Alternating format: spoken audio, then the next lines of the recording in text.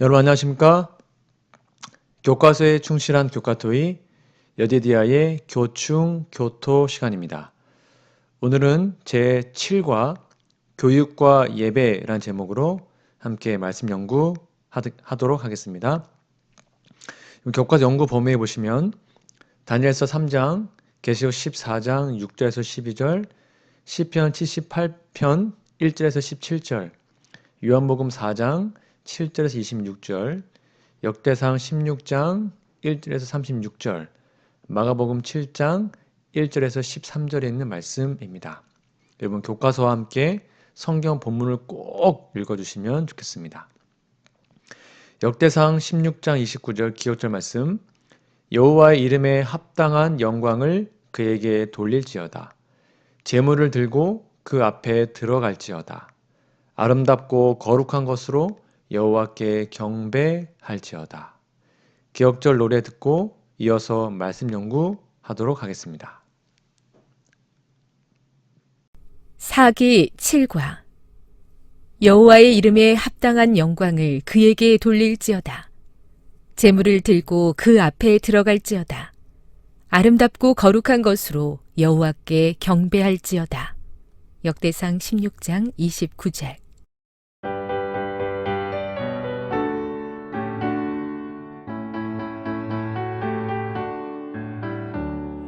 여호와의 이름에 합당한 영광을 그에게 돌릴지어다. 제물을 들고 그 앞에 들어갈지어다. 아름답고 거룩한 것으로 여호와께 경배할지어다. 역대상 16장 29절.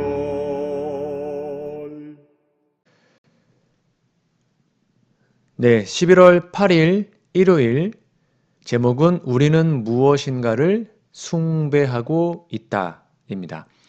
교과서에 보시면 질문이 있습니다. 다니엘서 3장의 일화는 참 예배의 중요성에 대해 우리에게 무엇을 가르쳐 주는가? 여러분 다니엘서 3장 다 아시죠? 꼭 피셔서 읽어보시고 한번 여러분의 답을 적어보시기 바랍니다. 답은 인간은 자신의 존재와 생명을 다하여 참 하나님을 경배해야 한다는 것을 가르쳐 줍니다.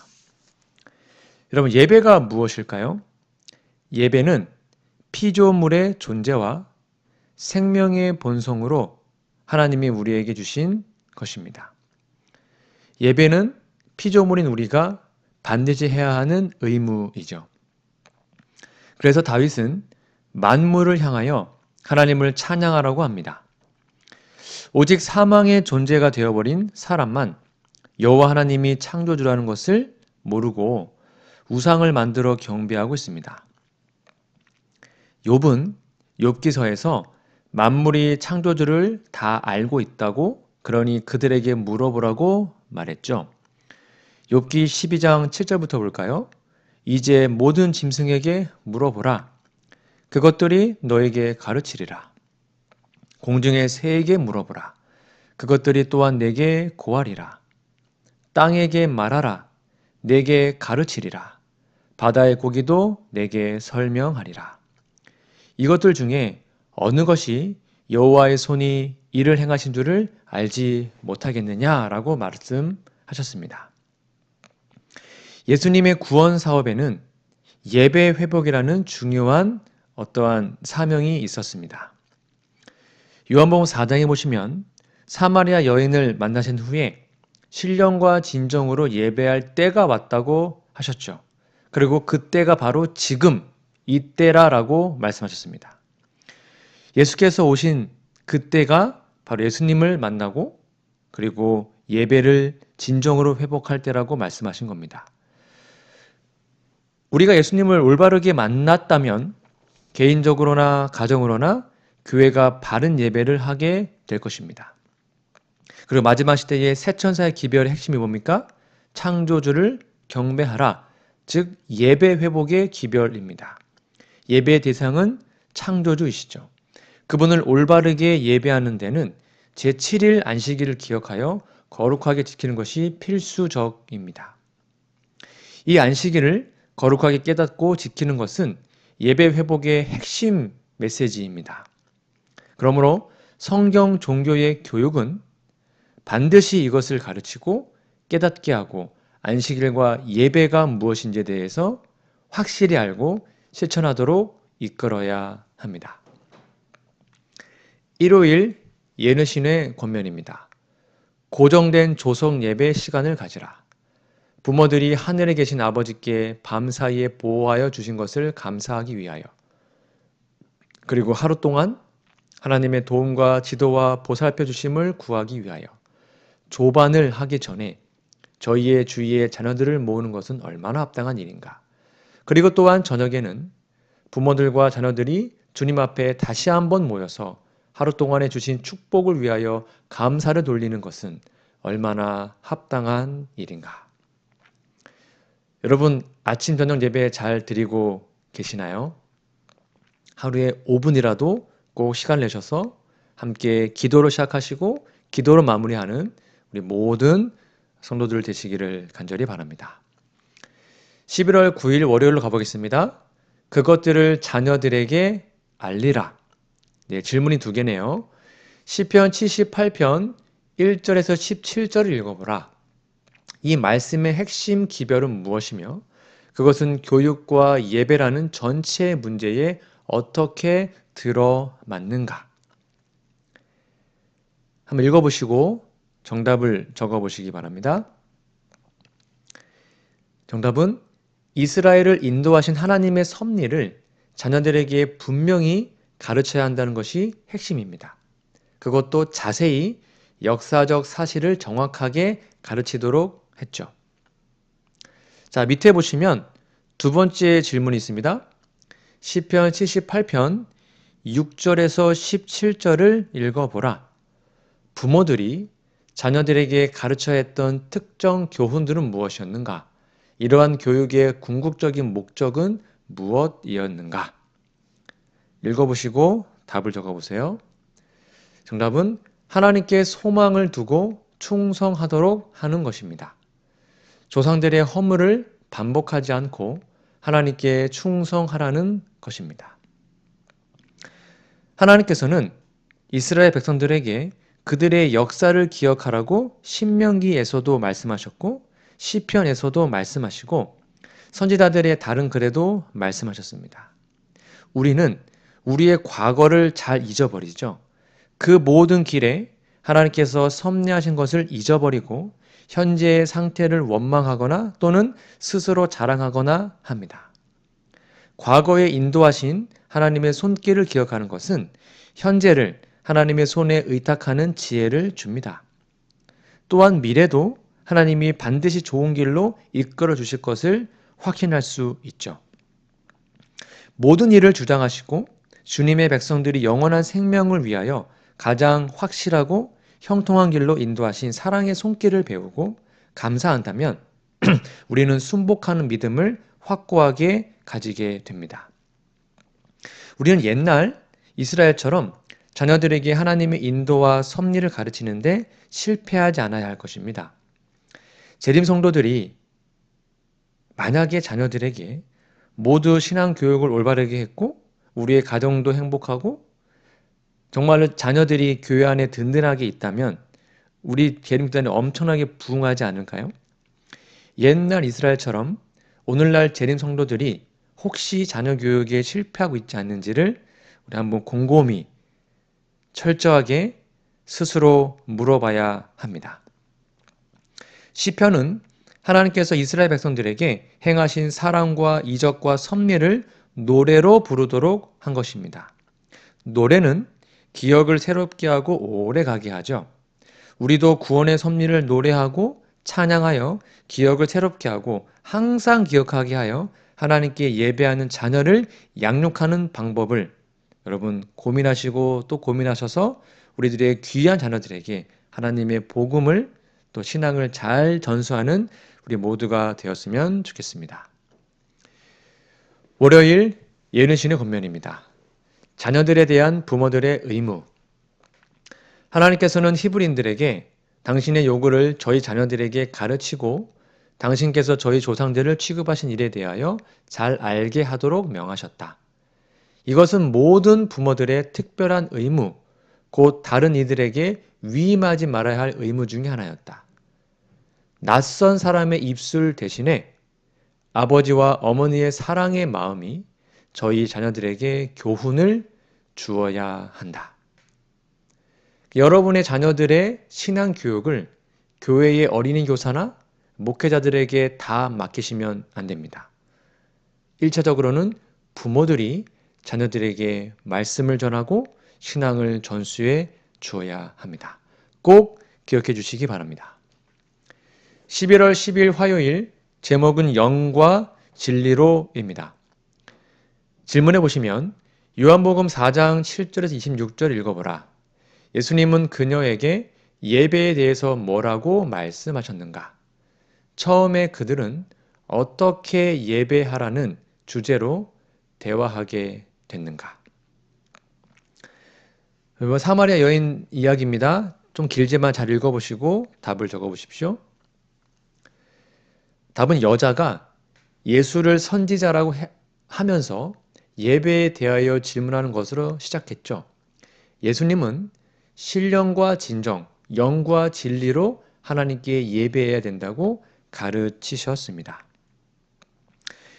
예배는 피조물이 창조주 하나님께 감사하고 찬양하고 경배하는 것입니다.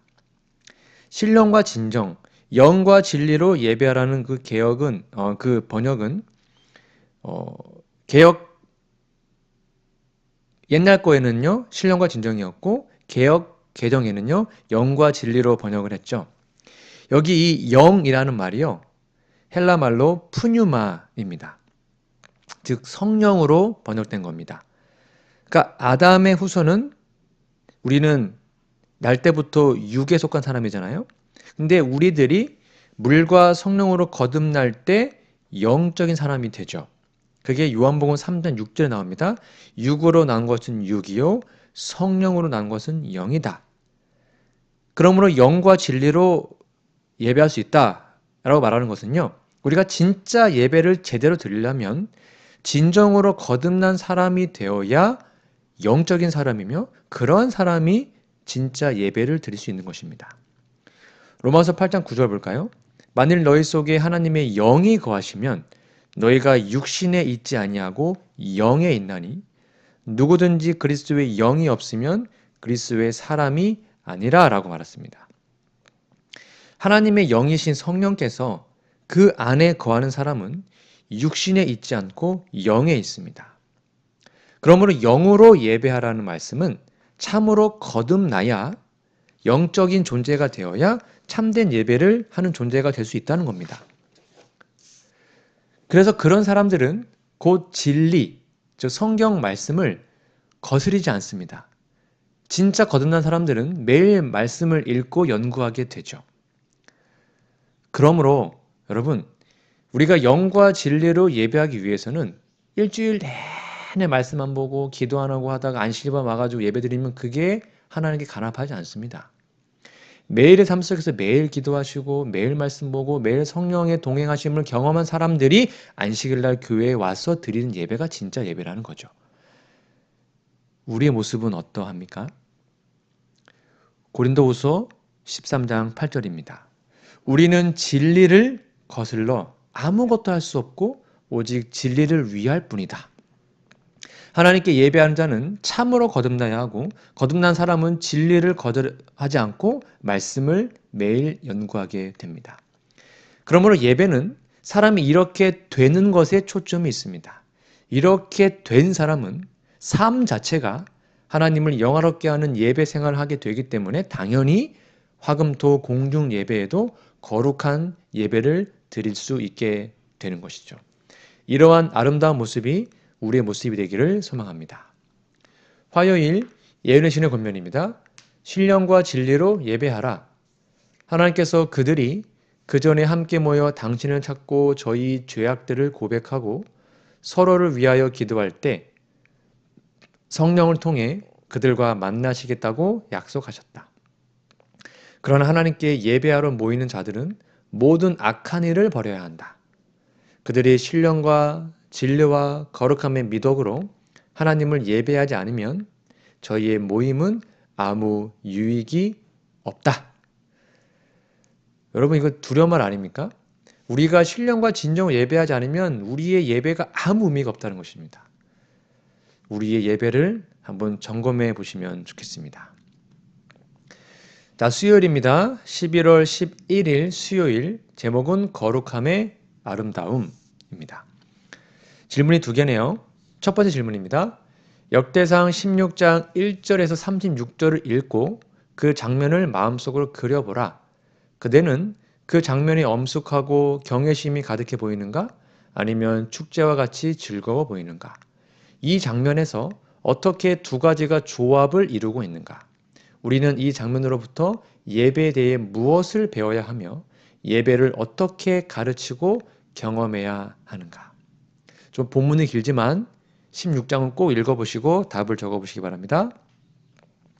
정답은 예배는 엄숙하고 경외심이 충만해야 하는 동시에 거룩한 기쁨이 넘치는 축제도 되어야 한다는 것을 보여주는 사건입니다. 자, 밑에 질문이 또 있습니다. 역대상 16장 29절을 읽어보라. 주의 이름에 합당한 영광을 그분께 드릴지어다. 헌물을 가지고 그분 앞에 갈지어다. 거룩함의 아름다움으로 주께 경배할지어다. 여기 나오는 거룩함의 아름다움, 그것은 어떤 의미일까요? 읽어보시고 한번 여러분의 언어로 적어보시기 바랍니다. 정답은 거룩함의 아름다움은 예수 그리스도 안에서 하나님의 생명을 받은 성도들의 모습을 묘사한 것입니다. 예배하는 자가 영과 진리로 예배해야 한다는 말씀과 같은 의미입니다. 이미 앞에서 말씀드렸듯이 예배는 인격적인 만남이죠. 그래서 로마서 12장 1절에서 바울은 너희 몸을 하나님이 기뻐하시는 거룩한 산 제물로 드리라. 이는 너희가 드릴 영적 예배다라고 기록합니다. 사람이 예배적, 즉 인격적인 예배의 모습이 되어야 한다는 것을 깨닫는 겁니다. 그래서 우리의 생각, 우리의 말, 우리의 감정, 우리의 행동, 더 넘어서 우리의 거룩한 삶이 활동적으로 될 때, 그때 우리는 하나님과 인격적인 만남을 통하여 예배할 수 있습니다. 예배는 단순히 교회당에 모여서 순서에 따라 진행되는 형식을 갖춘 것만이 아니죠. 여러분 잘 아시다시피 우리의 삶이 예배가 되고 예배가 삶이 되어야 합니다. 만약 그렇게 우리 일상이 예배가 되려면 우리의 사람 전체가, 우리의 전 존재가 예배에 목숨을 건 존재가 되어야 하는 것이죠. 그리스도인의 모든 것이 하나님이 기뻐하시는 삶이 될 때 거룩한 산 제물이 되는 영적 예배가 될 수 있습니다. 같은 맥락으로 성경은 우리의 몸이 바로 하나님의 성전이라고 말한 것입니다. 다윗이 성소에서 거룩함의 아름다움으로 찬양하는 것은 우리의 몸이 성전이 되어 하나님을 언제나 모시는 임마누엘적인 그러한 존재가 되는 것과도 관련이 있다고 볼 수 있습니다. 하나님을 우리 마음에 모시고 우리가 그분의 거룩한 성소가 되는 것, 이것이 바로 하나님의 창조 계획, 구속의 핵심 아니겠습니까? 우리 모두의 삶이 이러한 예배가 될 수 있도록 내 안에 예수님을 진정으로 받아들이고 우리의 몸이 하나님의 거룩한 성전임을 기억함으로 평소의 삶이 아름다운 예배가 될 수 있는 우리 모두가 되었으면 좋겠습니다. 11월 수요일입니다. 수요일 예루신의 권면 볼까요? 본받아야 할 조석 예배의 모본. 조석으로 드리는 제사를 위하여 정해진 시간들은 거룩하게 여겨져서 그 시간은 유대 민족 전체를 통하여 예배를 위한 정한 시간으로 지켜지게 되었다. 유대인들이 포로가 되어 먼 지방으로 흩어졌을 때에도 그들은 여전히 그 정한 시기에 그들의 얼굴을 예루살렘으로 향하여 이스라엘 하나님께 탄원을 올렸다. 이러한 관습은 그리스도인들이 본받아야 할 조석 예배의 표본이 된다. 그러니까 아침이든 저녁이든 정해진 예배 시간을 딱 정해놓은 것은 되게 중요한 것을 말하고 있습니다. 자, 마지막 목요일입니다. 12월 12일 목요일, 제목은 교육 속에 잠입하는 우상 숭배입니다. 질문해 보시면 마가복음 7장 1절에서 13절을 읽어보라. 7절에서 9절에서 우리는 오늘날의 기독교 교육 환경에 적용할 수 있는 어떤 원칙을 찾을 수 있는가? 그것은 어떻게 우리의 신앙 행습에 부정적인 영향을 줄 수 있는 세상의 거짓 교훈의 위험으로부터 우리를 지키는 데 도움이 되는가입니다. 한번 읽어보시고 정답을 적어보시기 바랍니다. 정답은 예배는 오직 성경에 게시한 내용대로 이루어져야 합니다. 성경을 해석한 인간의 해석으로 예배하는 것은 우상 숭배하는 것과 다를 것이 없다는 거죠. 하나님께서는 계시의 말씀을 주실 때 그 해석을 인간들에게 맡기지 않으셨습니다. 성경 말씀은 하나님께서 주신 계시이기 때문에 그것을 우리 인간적 지혜와 지식을 해석하면 반드시 오류가 생기게 되어 있습니다. 성경은 하나님께서 저자이시기 때문에 하나님께서만 해석할 수 있죠. 근데 사람은 하나님의 생각을 올바르게 알 수 없어요. 그래서 옛날 유대인들이요, 율법을 자기들의 생각대로 막 해석했죠. 그래서 고르반이라는 해석이 나온 것입니다. 그런 것들이 모여서 전통을 이루었고 말씀을 대체하는 불행한 데까지 나간 것입니다. 오늘날도 여전히 그런 것 같습니다. 소위 말하는 창조적 진화론이라는 진화론적 창조론, 이런 것들이 대표적인 예라고 생각합니다. 또한 일요일 성수, 영혼 불멸설, 지옥, 이런 것들은 모든 사람들의 상상과 생각으로 성경을 해석한 결과들이죠. 근데 그런 것들이 교리가 되어 신앙생활 한복판에 자리 잡고 있습니다. 위에 인용한 마가복음의 내용이 이런 모든 것들을 경계하는 내용입니다. 무슨 말이냐면 성경은 성경으로 해석하라는 것이 성경의 가르침이죠. 기록된 바 하나님이 자기를 사랑하는 자들을 위하여 예비하신 모든 것은 눈으로 보지 못하고 귀로 듣지 못하고 사람의 마음으로 생각하지도 못하였다함과 같으니라. 오직 하나님이 성령으로 이것을 우리에게 보이셨으니 성령은 모든 것 곧 하나님의 깊은 것까지도 통달하시느니라. 지금 고린도전서 2장 9절 읽고 있습니다. 사람의 일을 사람 속에 있는 영 외에 누가 알리요? 이와 같이 하나님의 일도 하나님의 영 외에는 아무도 알지 못하느니라 라고 얘기합니다. 그러므로 분명히 하나님의 성령을 구하고 하나님의 지도하심으로 성경을 해석해야만 우리가 올바르게 해석할 수 있음을 기억하시고, 우리가 세상적인 교육을 배웠을 때라도 우리 자녀들에게 그거를 분별할 수 있도록 도와주시고 거기 안에 있는 오류들을 꼭 알려주셔서 세상적 교육이 우리의 신앙을 방해하지 않도록 함께 해주시면 좋겠습니다. 목요일 예언신의 권면입니다. 우리가 우상 숭배자들과 분리돼야 하는 이유, 죄의 비참한 영향이 영혼의 생명에 해악을 끼친다. 우리의 유일한 안전은 어둠 가운데 살고 있는 사람들과 분리되는 것이다.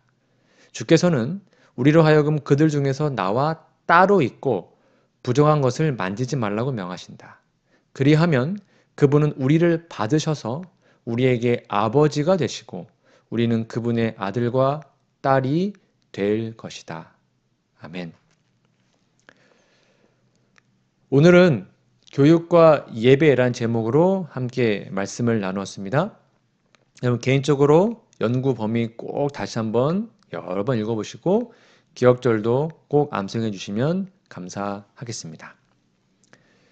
다음 주에는요, 교육과 구원이라는 제목으로 함께 말씀 연구하도록 하겠습니다. 다음 시간까지 영육간에 강건하시기를 기도드립니다. 감사합니다.